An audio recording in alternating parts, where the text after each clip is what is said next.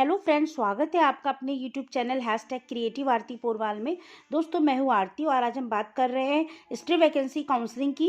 दोस्तों, जैसा कि आपको पता है, स्टे वैकेंसी काउंसलिंग में एम्स, जिपमर, एएमयू, बीएचयू और डीम्ड यूनिवर्सिटी और ईएसआईसी, ये सारे इंस्टीट्यूट्स आते हैं, जिसमें से एम्स का आपको मालूम है रजिस्ट्रेशन स्टार्ट हो चुका है। आज शाम तक का है और हो भी चुका, कंप्लीट भी कर चुके होंगे बच्चे। और आपका जिपमर की काउंसलिंग आज हो गई है। एएमयू की भी काउंसलिंग स्टार्ट होने वाली है। बीएचयू के बारे में भी मैंने आपको नोटिस दी थी। और इसके अलावा ईएसआईसी और वीएमएमसी का भी मैंने एक वीडियो बना के आपके लिए डाला हुआ है, अभी लेटेस्ट डाला हुआ है। उसमें भी आप वैकेंसी, सीट मैट्रिक्स और काउंसलिंग शेड्यूल देख सकते हैं। अभी अभी एक नई नोटिस आई है बीएचयू के लिए। और डीम्ड यूनिवर्सिटी के बारे में बच्चे मुझसे बहुत पूछ रहे हैं कि कहाँ पर रजिस्ट्रेशन कराना है, कौन सी साइट है डीम्ड यूनिवर्सिटी की। तो आज के वीडियो में मैं इसी पे बात करूंगी। लेकिन उसके पहले अगर अभी तक आपने मेरे चैनल को सब्सक्राइब नहीं किया है तो सब्सक्राइब कर लीजिए और उसके आगे जो बेल आइकन का बटन है उसे भी प्रेस कर दीजिए, ताकि सारी लेटेस्ट इन्फॉर्मेशन आपको मिलती रहे। और अगर आपको ये वीडियो अच्छा लगे तो इसको लाइक और शेयर भी करिएगा।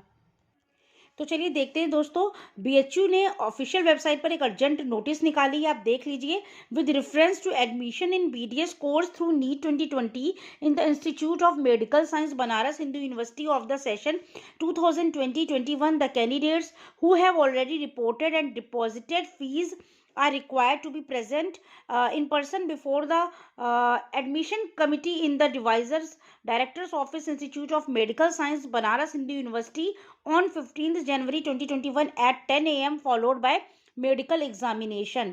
दोस्तों, जिन बच्चों का एडमिशन बीडीएस कोर्स के लिए जिन्होंने पहले से ही ऑलरेडी रिपोर्टिंग कर चुके हैं और फीस जमा कर दी है, उनको 15 जनवरी को सुबह 10 बजे वहाँ पर फिर से रिपोर्ट करना है बीएचयू में मेडिकल एग्जामिनेशन के लिए। तो ये अर्जेंट नोटिस अभी अभी बीएचयू में डाली है।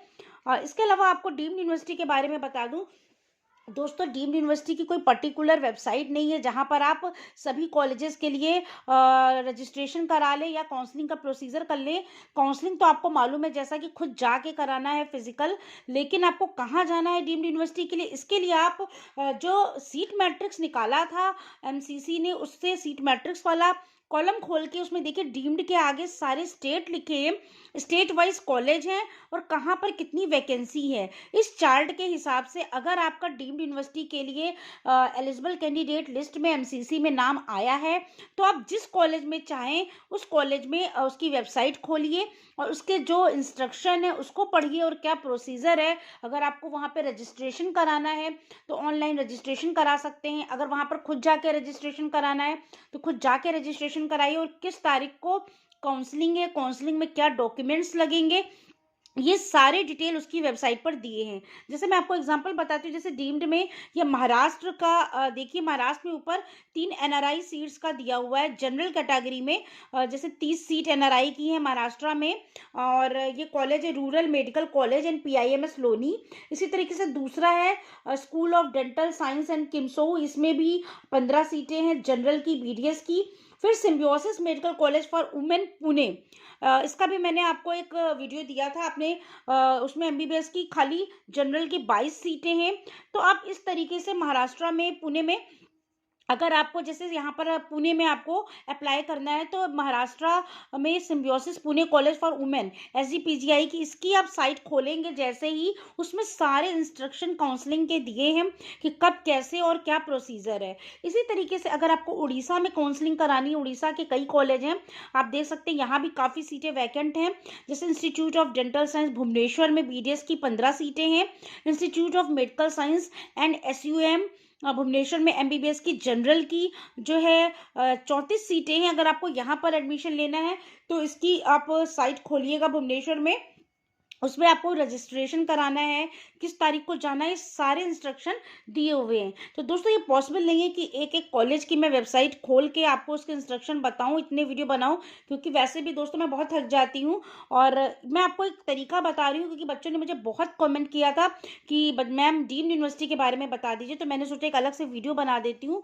तो तमिलनाडु में बहुत ज़्यादा सीटें हैं, आप देख सकते हैं, महाराष्ट्र में भी हैं और कर्नाटका में भी बहुत ज़्यादा सीटें हैं। और उत्तर प्रदेश में तो शायद एमबीबीएस की नहीं है, जनरल की बची है, सॉरी बीडीएस की बची है। तो इस तरीके से आप सारी लिस्ट को पूरा खोल के ओपन करके आप एक एक डीम्ड यूनिवर्सिटी के बारे में पता लगा सकते हैं। इसमें एनआरआई सीट्स भी हैं, तो अगर आप एनआरआई हैं तो एनआरआई पे जाइएगा।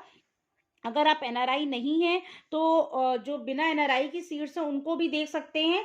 एनआरआई की सीट्स भी अगर बचेंगी तो वो वैकेंट सीट में ट्रांसफ़र कर दी जाएंगी। ये पहले ही हो गया है, डिसाइड हो गया है, तो इसके लिए आप परेशान ना होइए। अगर सीट बचती हैं तो वो जनरल कोटे में चली जाएंगी।